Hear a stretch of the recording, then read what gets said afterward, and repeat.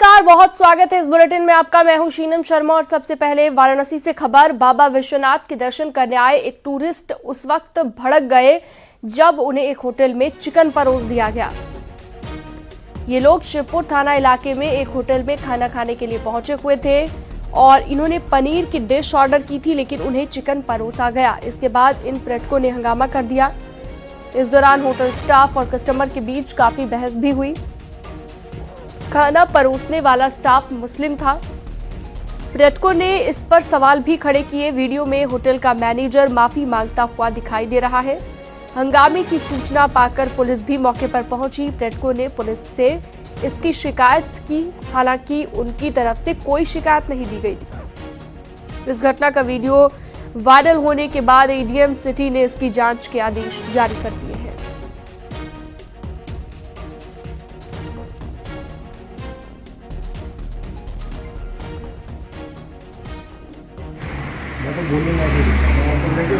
बोलने लगे पनीर जो ऑर्डर था, पनीर बना रहा था, तो चिकन का पीस वहां से उड़ करके वहां कैसे? जब मुझे कोई ये समझा दो, ये थोड़ी समझा दो।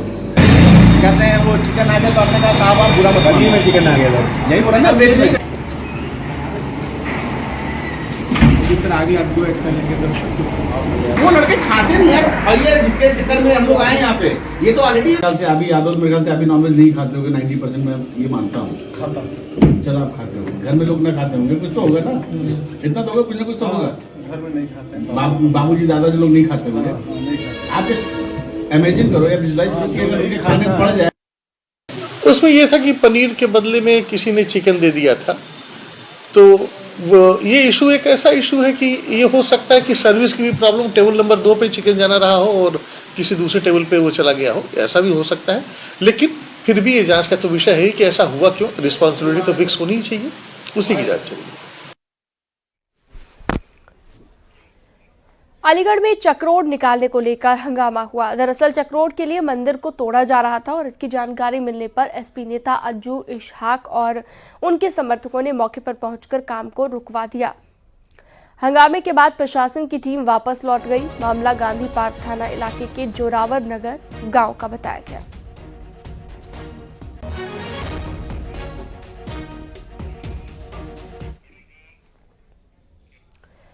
नोएडा के सेक्टर 121 स्थित क्लियो काउंटी सोसाइटी में रहने वाले लोगों ने अनोखी मिसाल पेश की है। 23 दिसंबर को सीनियर सिटीजन वेलफेयर एसोसिएशन ने सब्जी बेचने वाले की बेटी की शादी पूरे धूमधाम से की।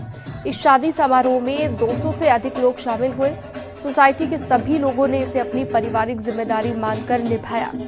आपको बता दें, पूजा और उसका परिवार दिल्ली के जैतपुर के रहने वाले हैं।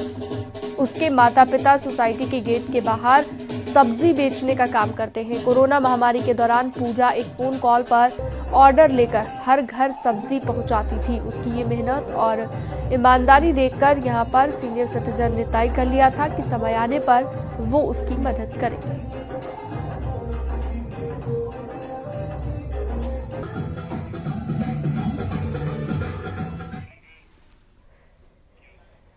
शामली में पुलिस ने अजब गजब तरीके से बिल्ली चोरी के मामले को निपटाया है। पुलिस ने दोनों दावेदारों को थाने में खड़ा कर बिल्ली से मालिक का फैसला कराया। आवाज देने पर बिल्ली जिसकी गोद में गई, पुलिस ने उसे असली मालिक माना। आपको बता दें, बिल्ली को लेकर दो पक्षों में विवाद चल रहा था, जिसका निपटारा कांधला परिसर में हो गया है। पुलिस ने बिल्ली को थाना परिसर में छोड़ दिया। दोनों मालिकों को बिल्ली को पुकारने के लिए कहा गया। जब तान्या ने बिल्ली को जो करके पुकारा तो बिल्ली जगह से नहीं हिली, लेकिन जब औरंगजेब ने बिल्ली को मैक्सी के नाम से पुकारा तो वो भागकर उसकी गोद में चली गई।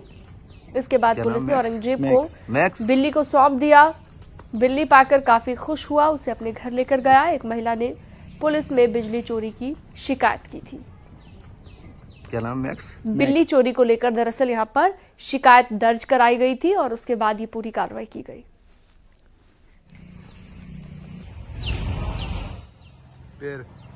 तो उसे देख के बोले कि लगे ये हमारा बच्चा है। तो ये बच्चा तो मैं राजस्थान से लेके आया था, अगस्त में लेके आया था।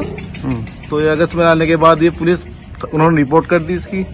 तो हम थाने गए, वहाँ से बिल्ला लेकर आ गए अपना। अच्छा, कैसा बिल्ला मिला आपको वहाँ से? हमारा बिल्ला ऐसे मिला, हमने पूरे सबूत दिए इसके, जब से बचपन से लेके इसके अब तक के सबूत दिए। क्या क्या सबूत थे?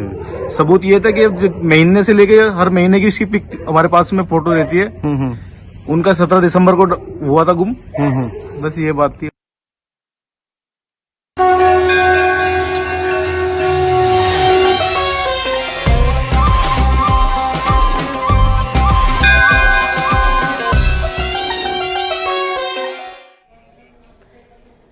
महाकुंभ की तैयारी अंतिम दौर में है और कुछ ही दिनों में सभी तैयारियां पूरी हो जाएगी। महाकुंभ में इस बार सुरक्षा पुख्ता रहेगी। आसमान से ड्रोन के जरिए निगरानी होगी तो पानी में भी ड्रोन को उतारा जाएगा। एक रिपोर्ट आप देखिए।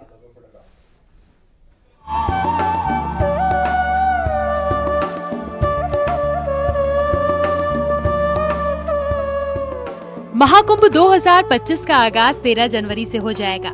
उससे पहले महाकुंभ की सभी तैयारियां लगभग पूरी हो चुकी हैं।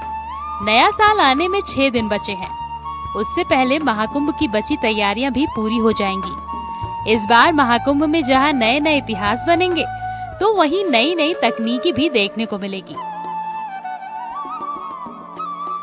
महाकुंभ की तैयारियां अंतिम दौर में हैं। उससे पहले योगी सरकार के अफसर भी कमान संभाल चुके हैं। कुंभ को लेकर पुलिस प्रशासन पूरी तरह से अलर्ट मोड पर है। पुलिस के बड़े अफसर कुंभ की व्यवस्था संभाल रहे हैं। ग्राउंड जीरो पर उतरकर तैयारियां परख रहे हैं।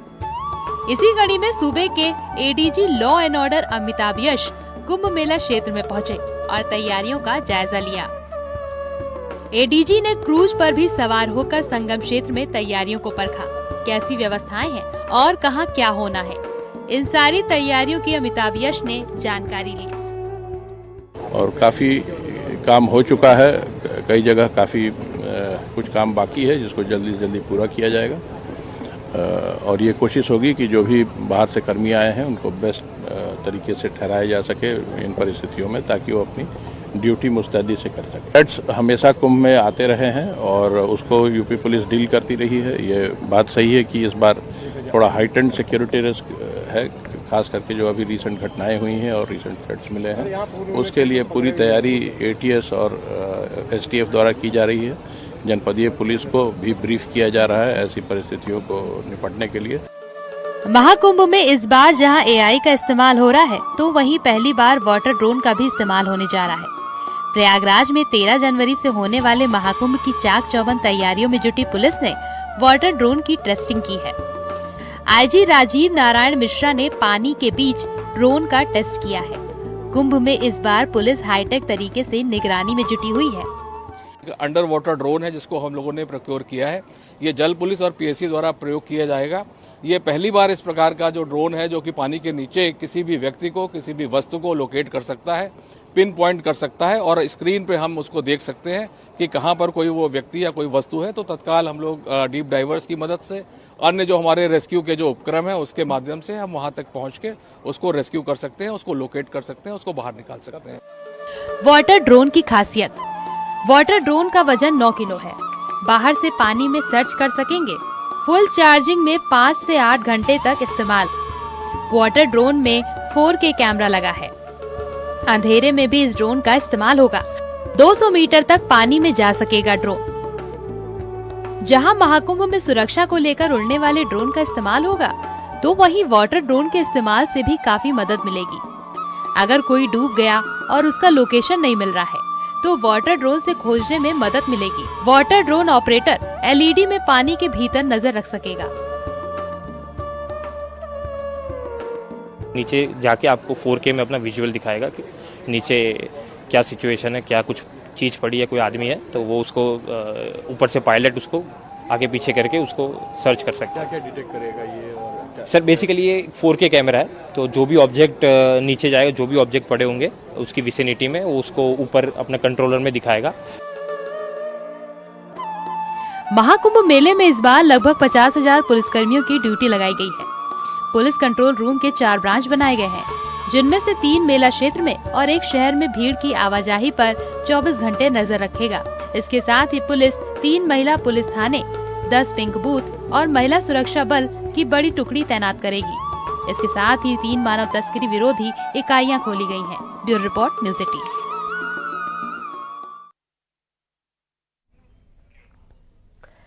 महाकुंभ में शिरकत करने से पहले अखाड़े नगर प्रवेश और पेशवाई यानी कि महाकुंभ छावनी प्रवेश शोभा यात्रा निकालते हैं। इसी क्रम में आज सन्यासी परंपरा के श्री शंभू पंच अग्नि अखाड़े की पेशवाई यानी कि महाकुंभ मेला छावनी प्रवेश शोभा यात्रा बड़े ही धूमधाम से निकाली गई।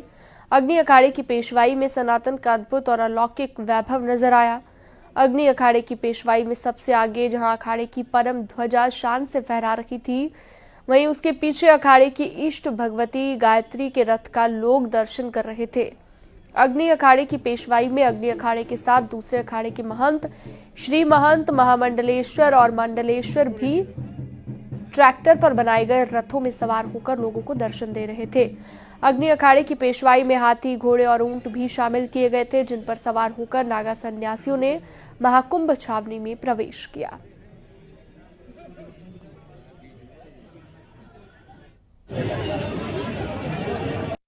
कि अग्नि अखाड़े की जो हमारी पेशवाई है, ये जो हम पेशवाई करते हैं, इसमें सबसे पहले हमारी अखाड़े की जो आराध्या है, हर अखाड़े का अब कोई इष्ट देवता होता है। हमारे अखाड़े की आराध्या भगवती गायत्री है और हम अपने इष्ट को बड़े ही तामझाम और वैभव के साथ ले जाते हैं। और उसके साथ साथ हम इसमें हमारे पूरे देश से हमारे अखाड़े के साधु संत आए और अखाड़े के पदाधिकारियों की भावना रहती है कि जब हम अपने इष्ट को तामझाम के साथ ले जाते तो अखाड़े का जैसे आचार्य है, सभापति है, अखाड़े के मंडलेश्वर, महामंडलेश्वर हैं, उन सबको भी रथों पर, हाथी, घोड़े पर महंत लोग ऐसे तामझाम के साथ मेले में प्रवेश करते हैं।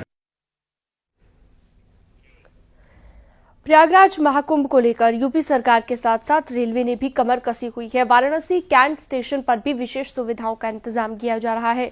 यहां पर श्रद्धालुओं की सुरक्षा और उनकी मदद के लिए स्टेशन परिसर और उनके आसपास अतिरिक्त फोर्स तैनात की जाएगी।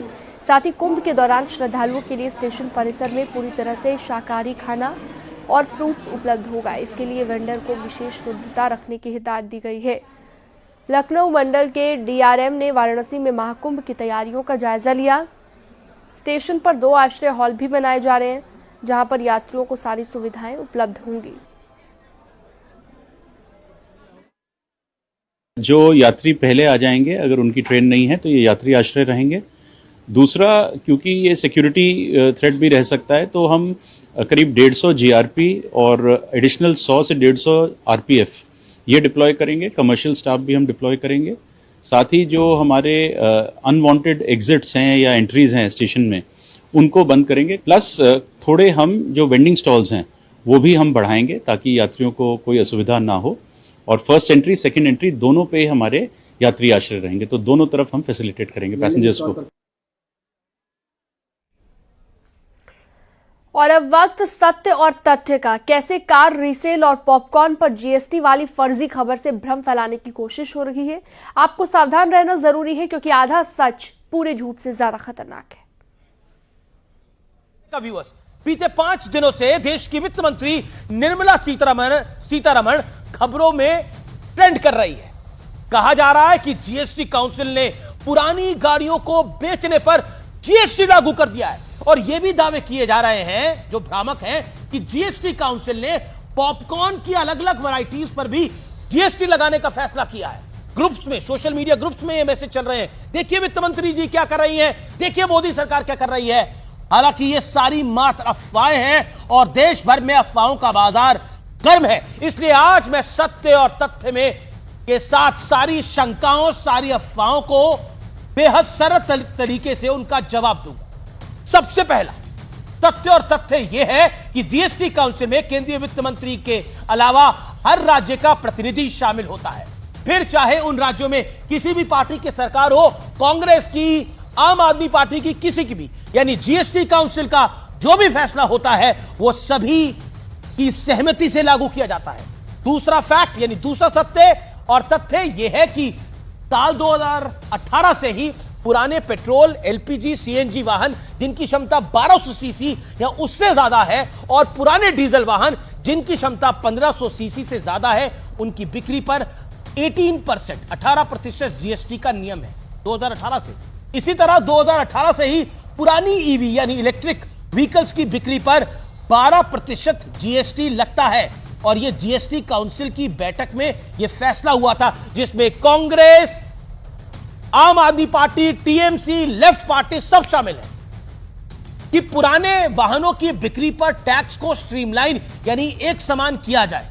इसका मतलब यह है कि पुराने पेट्रोल, डीजल, सीएनजी, एलपीजी और इलेक्ट्रिक वाहनों की बिक्री पर टैक्स को एक समान करने की सिफारिश की गई है।